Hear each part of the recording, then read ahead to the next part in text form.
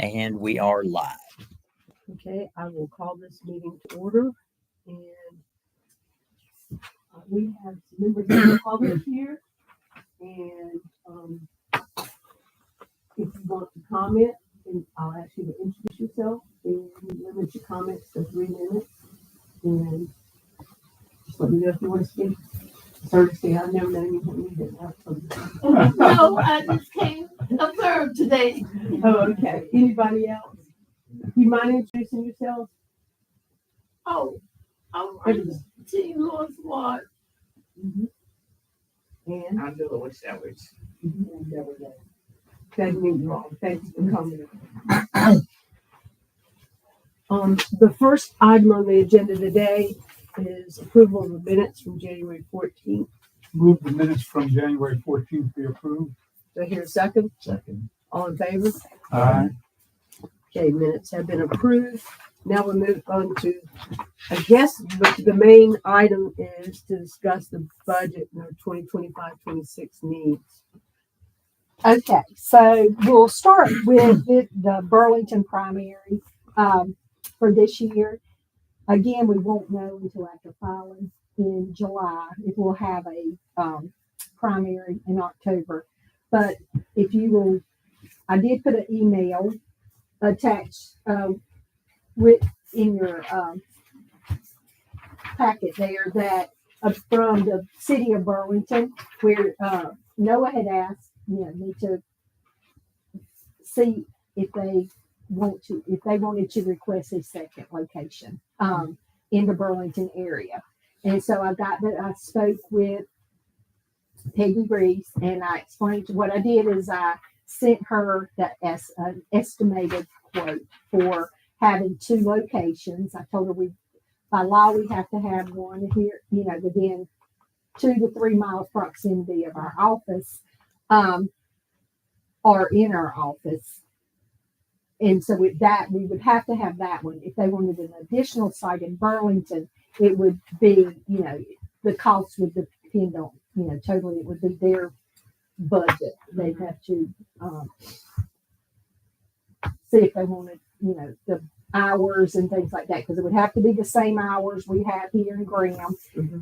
So what I did is I told her that the way I calculated it, I said it's totally up to the board, but in prior municipal elections, the board tends to vote that it closes at 5 o'clock.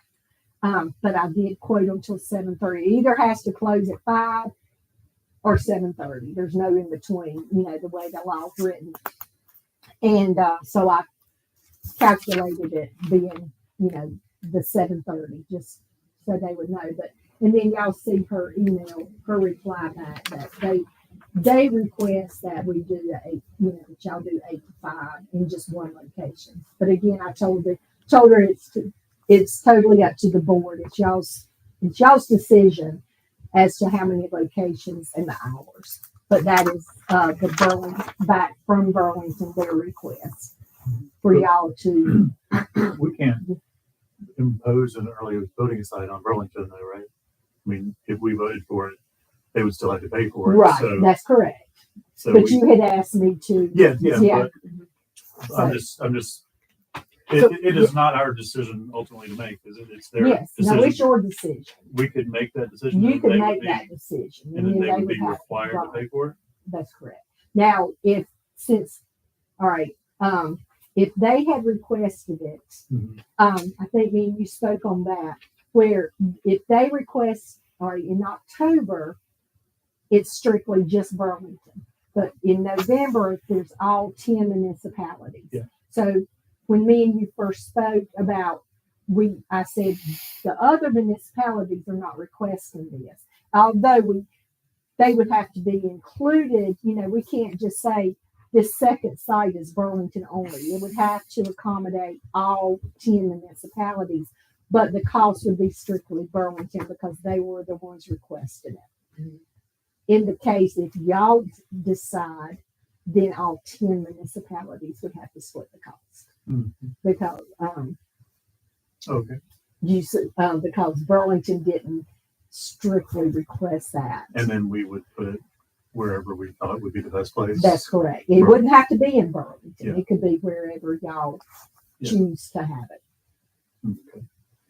We're not taking that vote today, or, No, this is just for y'all to consider. thank you. That's a lot of good Yes, information that I yes. didn't have before. Yeah, I didn't realize that we could actually request that there be another Mhm. site. Yes. Um, But again, that's why, all right, that's why I So- give you the turnout. Now that's everything. That sheet that's colorful, that's the total turnout for early voting and election day and mail-in ballots. Now, I do have the 21 early voting turnouts and 23 early voting turnouts. If y'all would like, I can make copies of these where y'all can review to see, that's October, and October and November of 21, it's October and November of 23. And both of those were, just one location, and they were the Graham Public Library these were, 21 was in our office. No, it wasn't. We did Graham Library there as well because that was during COVID, so we didn't have it in our office. It was cab. Cab, yes. is this year a Burlington mayoral election year? Yes. Theirs is every 2 years. That's what I thought. Mhm. But I can make copies of this That would be great. to send, with you so you can look at. I think the reason that this comes up is because, like in Mebane, there's a Mebane site. I mean, when we look, Well, not in the Not in municipal. oh, not in the Yeah, municipal. not that's in right. municipal. It's just it's strictly been Graham It's just been Graham. because of the low turnout. The Right, one right, required yeah. site. Right. So we would be asking for a second site. If that's y'all's choice, yeah. I mean, that's totally up to y'all.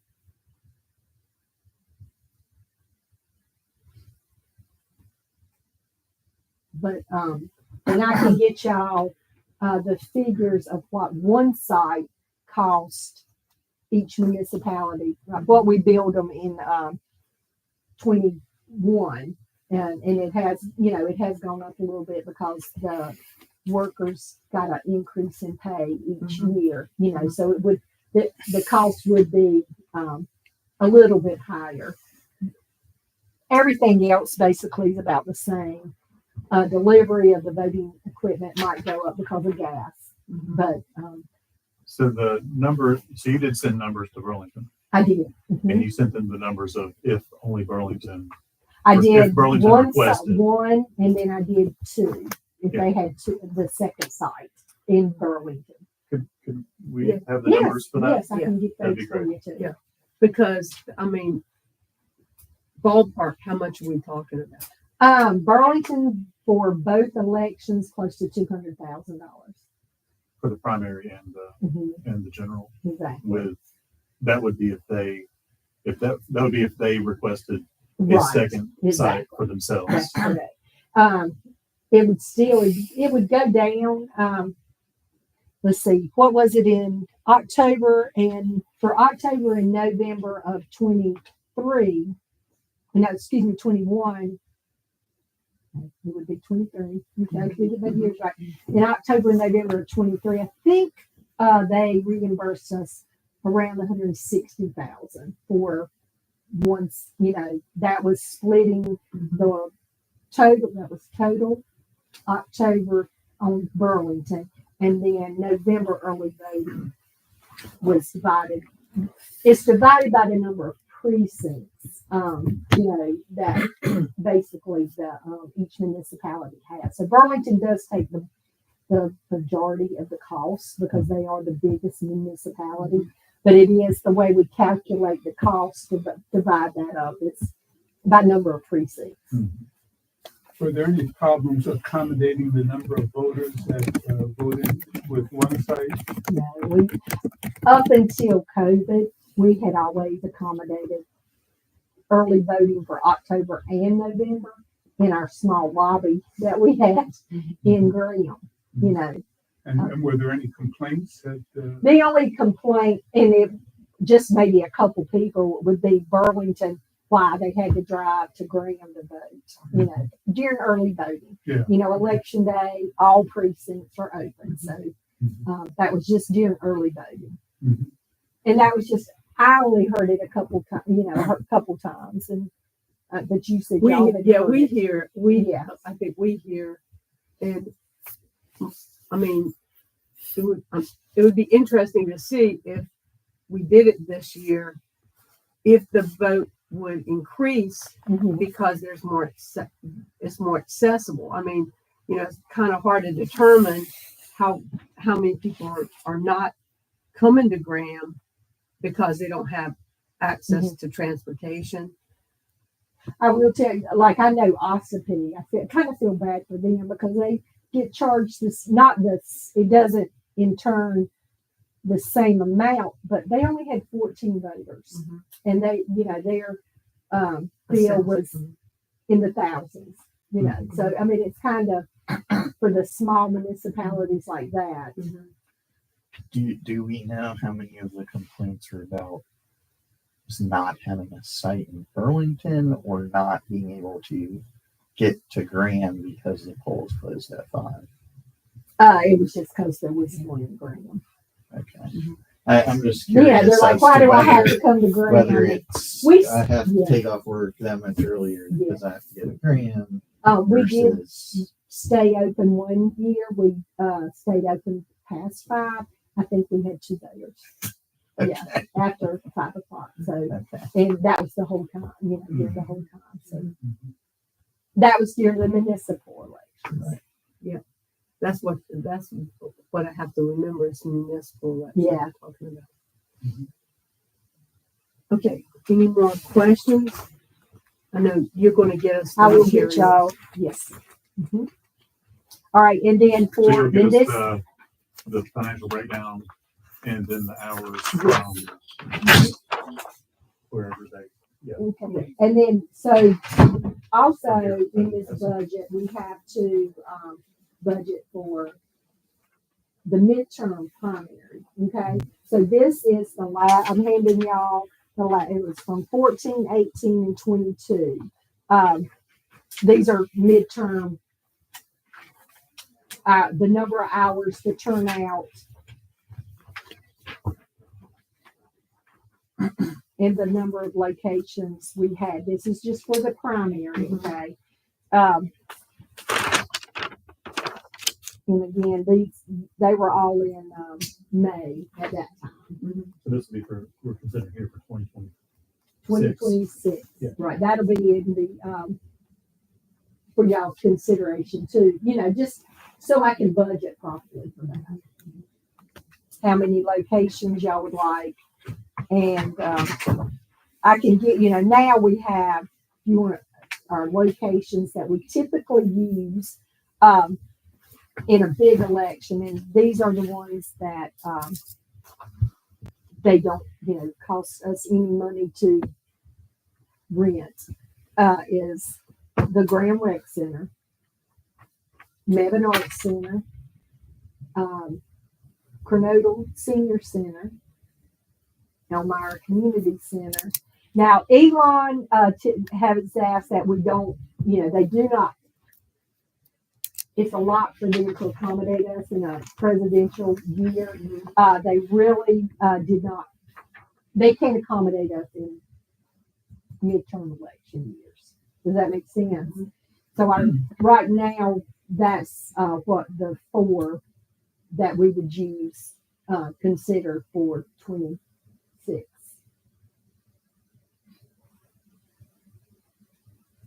Which in the past, we've only used 2 or 1, you know, I mean, this was 2, then 1 that year and 2. And if you look at the hours, how it's changed over the years as well. But that's for the March. That would be our March election. And right now you would just basically not today, but when we do take the vote, would just need to know, I would need to know if y'all want to consider 1, 2, or 3, 4, how many locations, because I need to know how to budget for that. Mhm.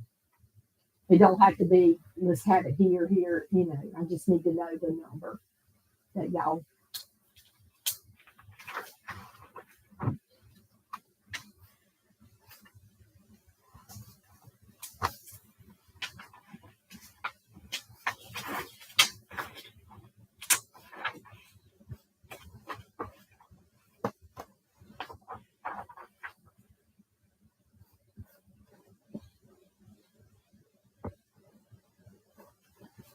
And we need to know that today.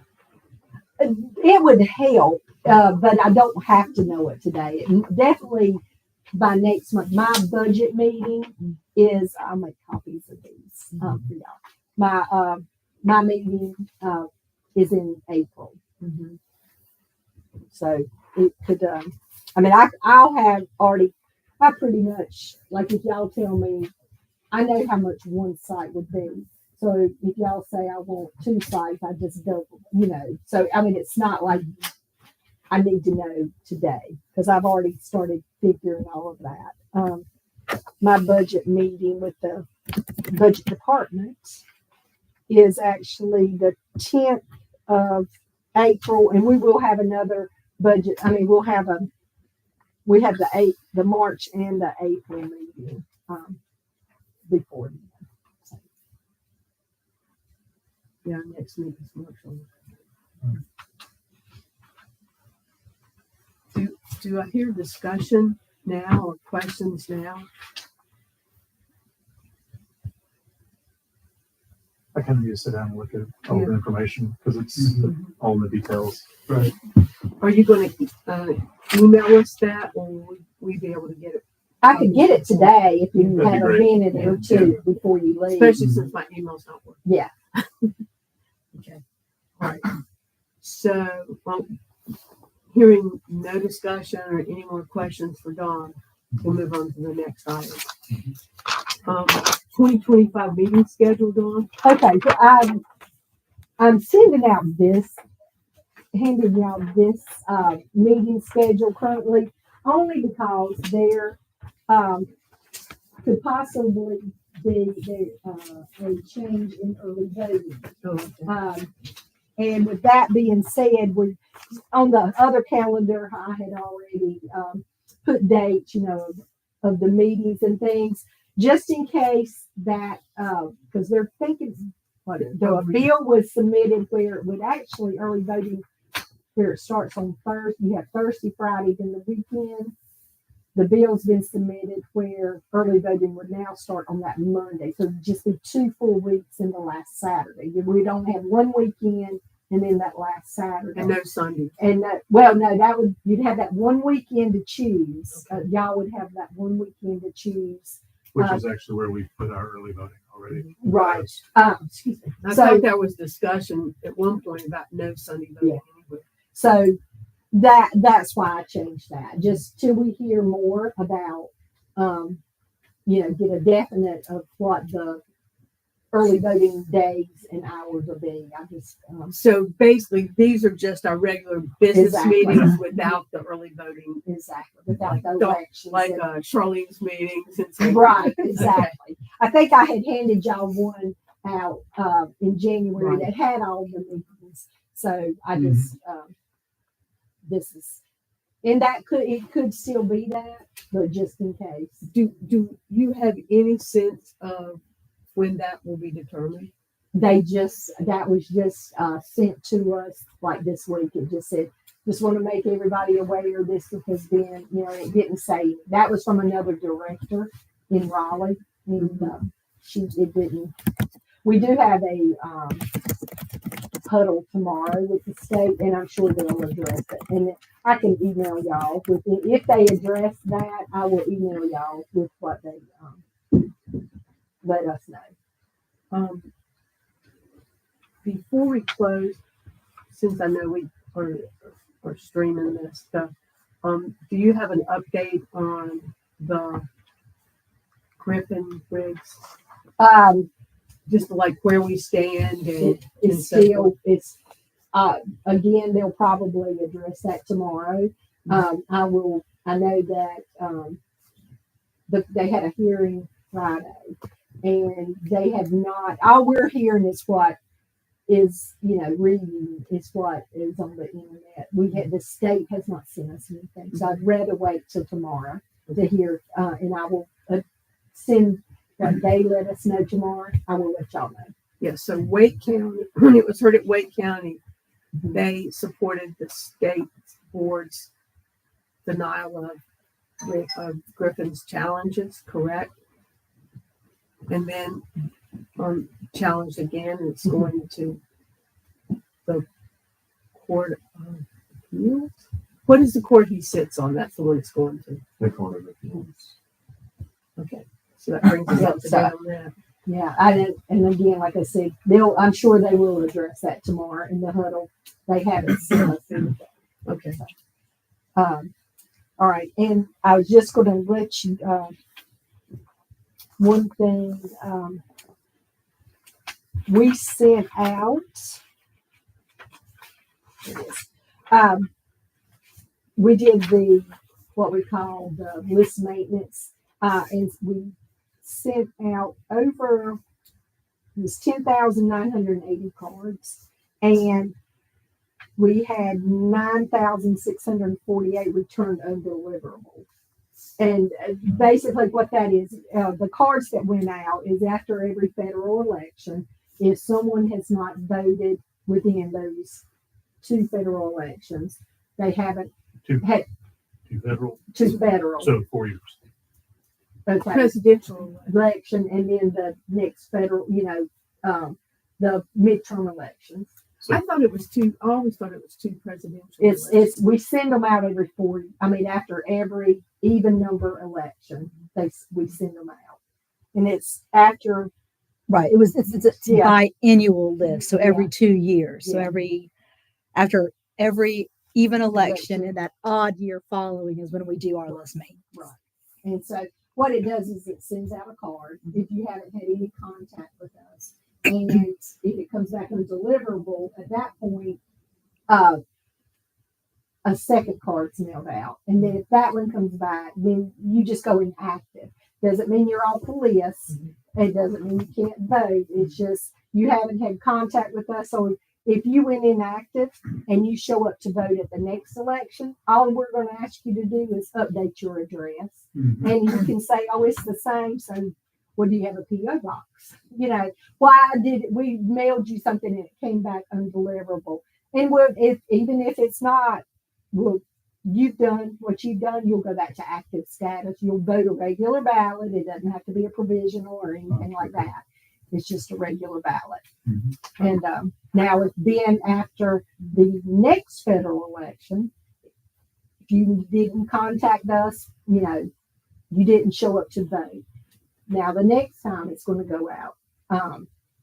And when So that would be 6 years.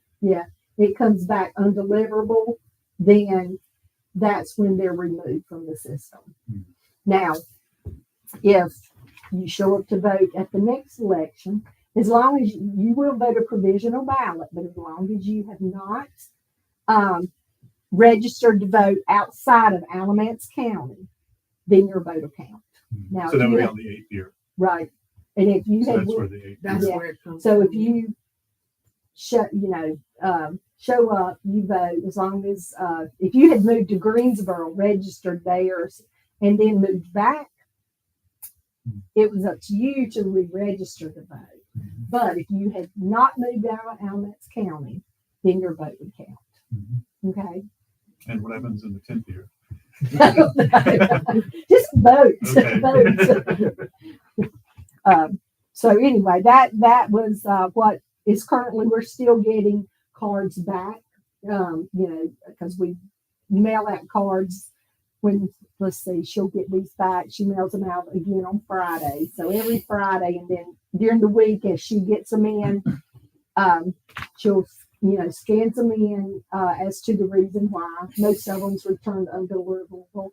And a lot of these are, and I know yesterday the stack we got back, y'all were every one of them was Elon children, kids. And it's because they registered when they lived here, when now they've moved away. And, they all had campus boxes. And about every one of them we got back yesterday was from Elon.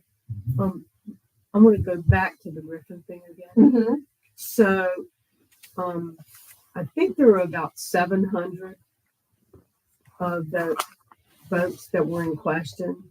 It was 600 and some. Yeah. Yeah. Who were Alamance County. Oh, yeah. That were voters from Right. Alamance County. And I think the majority, if not all of them, were ones who their registration didn't have either the last four of their social or their driver's license number. That's correct. Okay. Was the board allowed to fix those? Or This- were you told to wait until this is all set? We was told by the state to wait. They don't want us mailing anything out to those voters to request that information. Now, we have had a lot of those voters contact us, I'm sure you have. and we tell them, like, if you want to go ahead and correct it, then if they contact us, we let them correct it. We're not mailing anything out to them yet to correct that information. Those numbers are required now, but they have not always been required. They were not required for us to process the registration. They were required to vote for the first time. So if you had registered 4 years ago and didn't provide those numbers, when you presented to vote for the first time, they would have asked you for your label would have said ID required. Okay, that ID would have been either HAVA ID, something with your name and current address on it. You could have used a photo ID, is on a license if your license had your correct name, your correct address. But you could have used a piece of mail and You then just could have given u- them the number. That's right. And then that corrected your application, and you would vote a regular ballot. And the reason that the address is so important, either both in this case of when you present and showing and giving them your address based on a piece of mail or any other form of ID, or in the other example where you're, what were we talking about a second ago? The people who want inactive from Inactive voters, not sending back, returning undeliverable, is because everything about you and your voting is based on the accuracy of your address. That's how you know what precinct you vote in. That's how you know what congressional district you vote in. So all that has to be very clear so that you can get the right ballot. But if I were one of those people who didn't have that information Right.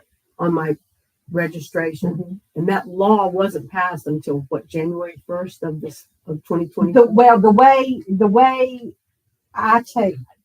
I understood it, it was required for that information, for us to have that information. It was not required for you to vote. So that's why, For you to for register. for us to process your registration. Mhm. Now we cannot process that Right. registration. But when did that happen? That just happened. January 1st of 2024? Yes. Okay. So now, prior to that, if I had gotten your voter registration and didn't have those numbers, we would have processed it. You could have still voted. Now, if we get a voter registration form and it does not Right. have one of those two numbers, we'll enter it, put it in a queue, and mail you a letter and say this is required.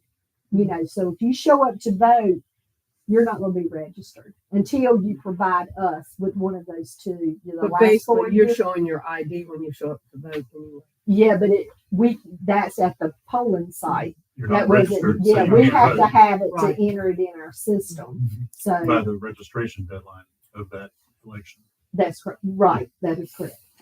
Well, if we send Could you you a do letter, early voting? you would have to do a same day registration. So 'Cause you you're wouldn't already be- registered. Well, you're You would not have, re- even though you tried to register, right. you would have to vote, you would have to re-register under same-day registration. Exactly. Okay. Now, then on election day, you would have to do what we call a provisional. Yeah. And if you provide that information when you do that, it's up to y'all, but y'all would, we would say, okay, they send in a voter registration, they just didn't send in the requirements, but they provided it now. Y'all usually approve those. Mhm. Yeah. So. Does that make sense? Okay. None of it I'll makes remember it for Well. about 30 seconds. And then I'll have that explained to me again. So, but anyway, so Any rulings on the status of numbers of persons on the state board or county boards? Not yet. still in court. Mhm. This is the year when we're reappointed, right? This is the appointment year. What's the timeline on that? Yeah, it's usually July is when y'all take the oath. So that process will begin sometime soon. I believe it does. I think it's like in March or April. The Usually, names start being submitted. Yeah. Usually the chair of the party is at least the way it has been. Who knows? The way that, and I think that takes place, it takes place in the county conventions. Yeah. And then they, will in their executive committee or the whole party will decide who's going to, the request and so forth. So yeah, after March. When they get, You think they'll have, we have no way of knowing if that court case will be wrapped up by the time appointments begin. There's no cause or effect there. It just, if it happens, it happens. If it doesn't, it doesn't. I can okay. you email I that will information to me? email you Thank you, Bill. yours. Thank you. Thank you. Okay. Anything else for the good of the cause? And this may be just me having not kept up with it, but do we know where we are maybe with the rumors of people putting a photo ID constitutional amendment vote on the ballot that has been? I have not been, rumored? I have not been approached by that. Okay. Yeah, I have not. Would that be the state though? Yeah. Okay. Yeah. The state, I've Has just not- heard rumors. yeah. So I didn't know if there was anything that had actually been broached. Okay. What did you, I'm writing it down. Rumors of trying to have the North Carolina Constitution Okay. amended to require photo ID to vote. All right. basically. Nothing more specific than that that I'm aware of, but If they say That anything is- about that tomorrow yeah, too, that's that's what I just been rumored, is my understanding. Anything else? Will we adjourn? All in favor? Um, Oh, our next meeting is March 11th. 2 p.m.